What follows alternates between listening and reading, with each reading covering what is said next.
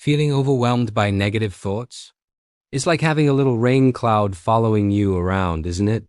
Well, today we're going to talk about how to get your own personal sunshine back using some amazing tools from cognitive behavioral therapy or CBT. Stick around, because by the end of this video, you'll have practical, easy-to-use strategies to challenge those pesky thoughts and change your mindset for the better. First off, what even is CBT? Think of it as mental fitness training. It's a type of therapy that helps you understand how your thoughts, feelings, and behaviors are all connected.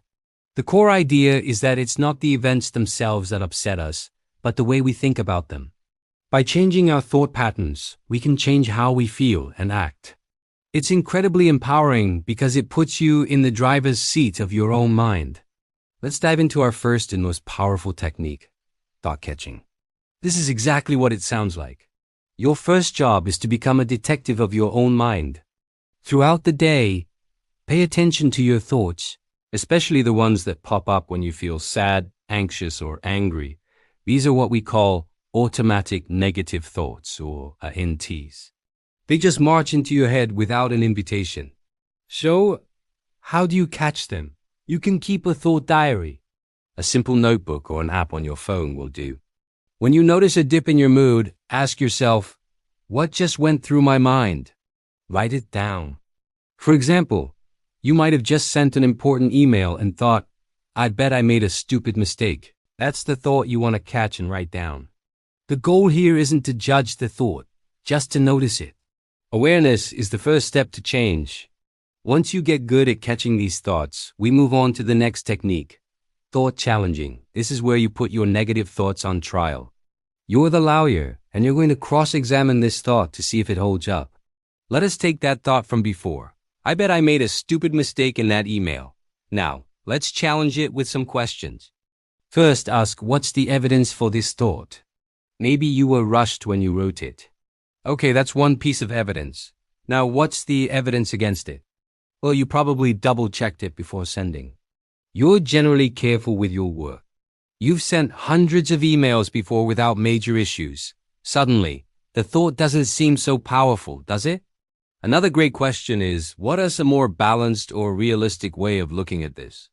Instead of, I bet I made a stupid mistake, a more balanced thought might be, I was a bit rushed, but I did my best to check it. If there is a small error, it's not the end of the world, and I can always send a correction. See the difference? We're not pretending everything is perfect. We're just being more realistic and less catastrophic. You can also ask, what would I say to a friend if they had this thought? We're often much kinder and more rational with our friends than we are with ourselves. You'd probably tell your friend, don't worry. I'm sure it's fine. You're smart and capable. Why not offer yourself the same compassion? This technique helps you step outside your own head and gain a healthier perspective. Now, let's talk about a common trap our brains fall into, cognitive distortions. These are like funhouse mirrors for your mind. They distort reality and make things seem much worse than they are. CBT has identified several common ones. Let's go through a few. First, there's all-or-nothing thinking, also called black and white thinking. This is when you see things in extremes. If you're not perfect, you're a total failure. For example, if you get a B on a test, you think, I'm a complete idiot instead of, I did pretty well, and I can improve next time. Then there's overgeneralization. This is when you take one negative event and turn it into a never-ending pattern of defeat. You go on one bad date and think, I'll be alone forever. You make one mistake at work and think, I'm going to get fired. You're letting one single cloud convince you that the sun will never shine again. Another one is mental filter. This is when you pick out a single negative detail and dwell on it exclusively, so your vision of all reality becomes darkened. You get 10 compliments on a presentation, but one person gives a minor critique, and all you can think about is that one negative comment. The filter blocks out all the positive. And let's not forget catastrophizing. This is when you expect disaster to strike no matter what. It's also called what-if thinking. What if I get stuck in traffic and miss my flight? What if my boss hates my proposal? You're constantly living in a future that's filled with worst-case scenarios. Recognizing these distortions is a game changer. When you catch a negative thought, try to label it. Oh, that's catastrophizing, or oops, I'm doing that all or nothing thing again. Just naming the distortion can take away its power. It helps you realize that it's just a faulty thought pattern, not a fact. So, you've caught the thought, challenged it, and identified any distortions. What's next? The final step is to replace the thought. This is about generating a more balanced, rational, and helpful alternative. This new thought shouldn't be overly positive, like everything is amazing. That might not feel believable. It just needs to be more realistic. Let's go back to our email example. The original thought was, I bet I made a stupid mistake. The balanced replacement could be, I'm feeling a little anxious about that email, but I know I'm usually careful. Even if there's a small mistake, it's fixable. I can handle it. This new thought acknowledges your feeling of anxiety, but also reinforces your competence and problem-solving ability.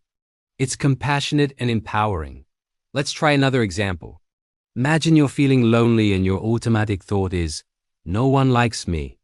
Let's put it on trial. Evidence for? Maybe someone canceled plans.